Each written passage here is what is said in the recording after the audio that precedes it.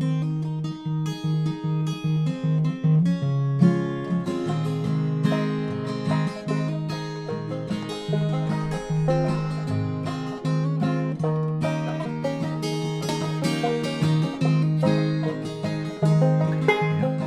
everyone, I'm Betty. I'm Sue. We're the Smith sisters. Well, today, grilling season's in full swing. Of course, most of us don't have a season for it. We do it all year long, even here in the winter zone. But today we're going to do a recipe that is a very tasty and simple recipe to put on your grill. It's a maple syrup rosemary grilled chicken. And I've chosen today to use boneless chicken thighs, but you could use boneless breasts or thighs or whatever. And I've done it bone in, so Yeah. you can do anything with it. Yeah. And it can be used not only for chicken, but it could be used for pork, beef, any of it. Well, and vegetables. Of course, we're using our local maple syrup from Weberville, which is so you could drink it. It's so darn tasty.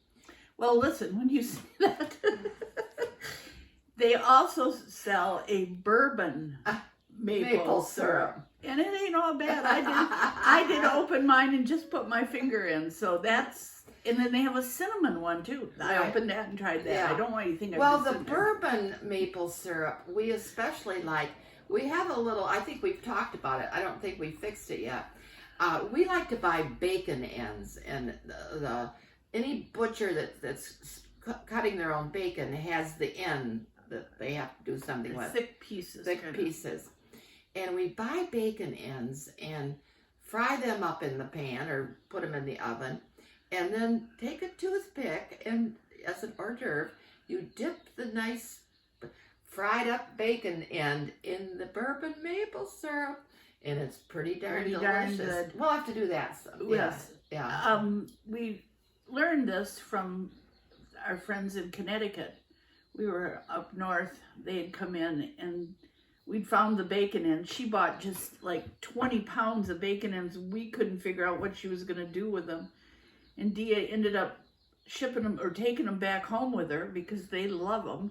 And that's the hors d'oeuvre we have. And since that time, I bet we've gone through 50 pounds. Yeah. But Leonardi's use it to start a good spaghetti, sauce, tomato, a good sauce. That's a very good addition to a good Italian sauce. So they didn't fry theirs all up and dip them in bourbon maple syrup. I've used it in I do my sauerkraut and bacon, and I do it with those ends. They're good. Delicious, yeah. So, well, shall we get up and get at this recipe? Cooking. Right. Yes, okay. Okay, we're now going to show you how to make the marinade to put the chicken in. We've already marinated our chicken, but go ahead, Sue. What do we? Well, we're going to begin with the maple syrup, and then I think it's a couple of tablespoons. Well, the recipe will be on the episode. Olive oil, some soy sauce, some Dijon mustard, lemon juice, tablespoon or two of lemon juice. It calls for a shallot, but I didn't have any shallots, so I have a lot of Vidalia onions, as we well know, and I think they're almost one and the same, and garlic. So I mince very finely the onion and the garlic, and then the rest is, and then the rosemary plays a big part. So now we're going to go out to the grill and put it on the grill. How long did you marinate? Well, it's been marinating for overnight. And you can do it 3 to 4 hours. I mean, an hour, I guess. But the more you marinate, the better it is. So I'm sure that, and these, as I said, are chicken thighs, boneless thighs, which I just happen to love. Maybe you love dark meat, and maybe you don't. And if not, you can do anything you want. No, the one that I did 2 chicken breasts. They had the bone in. We only used 1 chicken breast. I have now frozen the other one in the marinade. So oh dear. It's going to be good. There's a mystery as to how it'll be. No, it'll be good. It will be good. So feel free to do it ahead, too. Yes. A couple days can be. Right. All right, now we're going to go put it on the grill. We're here at Suzanne's grill. She has been had it on for a while, heated up very well. And I believe she's going to do them all on the top grate. long do you think they grill for, Sue? I bet 3 or 4 minutes aside. Whoop, there goes the rosemary. that'd be good, That'd be grilled. delicious. And I left my top open, so we've got to return to a little bit of heat here. But yeah, I'm doing it on the top because I have a tendency to burn things up no matter where they are. So anyway, we'll see how that goes for a few minutes. Okay, we're gonna check it again. Oh, they look good. Oh, they smell so good.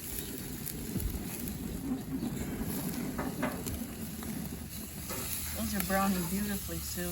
They're browning nicely, and let's leave them browned and not burned, Sue. They have a couple more minutes, which is fine. They see my wrinkles. I think they still need that, don't you? Yeah. Now, Suzanne, you keep kind of pushing on them. Can you explain what you're doing when you're... Well, I have a penchant for being able to tell how well meat is done. I especially like to do that with a steak. And with a steak, the rule of thumb is that if you push it right here, let me see, it's rare, is that right? Rare. Yep. here. No, here's rare, here's medium, and here is well done. So So the- yeah, so it's right. So I think that should be true in chicken. And if you press on it, when you first put it in, you'll sink. The chicken will sink. As it gets done, it doesn't sink as much. It right? doesn't, yeah, it It's has not about- as- doesn't have the spring to it, so. Ooh, they're looking. I think they're done, don't you? I do too. Aren't they beautiful? Aren't they though? Oopsie.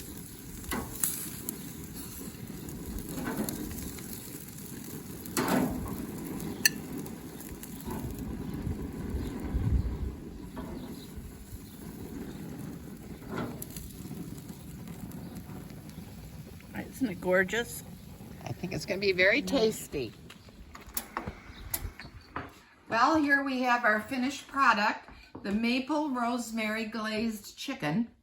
And we've just taken it off the grill, and now we're going to give it a taste test. It looks like it should be pretty darn good. Looks wonderful.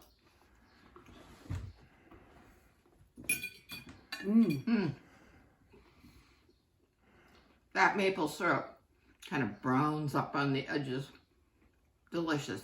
Don't you Gives think? it a really good taste as Mhm. well. Well, that's it. We hope you enjoy it. You try it and enjoy it. I'm Betty. I'm Sue. We're We're the the Smith Smith sisters.